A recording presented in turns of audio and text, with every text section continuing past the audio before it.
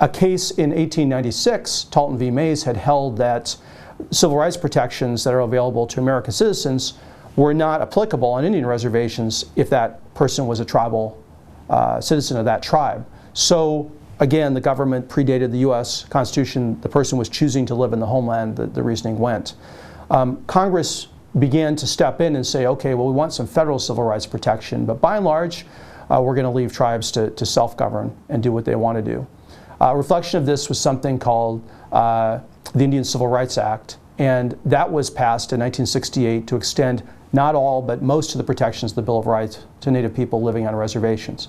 And the biggest restraint it really imposed was the right of habeas corpus. If a tribal government incarcerated somebody for violating a tribal crime, then that person could go to federal court and get a writ and be released. There are also limitations Congress imposed on fines the tribal government could impose. Again, we were dealing with Indians of those tribes or other tribes that are on those reservations and allegedly committing crimes, not with non-Indians, and we'll talk about that in a minute.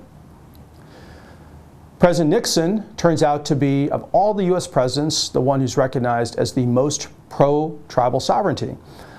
President Barack Obama is probably a close second in this era, but President Nixon was the one who said termination has been a failure. Allotment was a disaster before that, but termination really compounded the injustice, and we're going to go in a totally different direction. Why was it Nixon? Well, whole books are written on that subject. He had a track coach that was a mentor to him throughout his life, including while he was president, who was Native.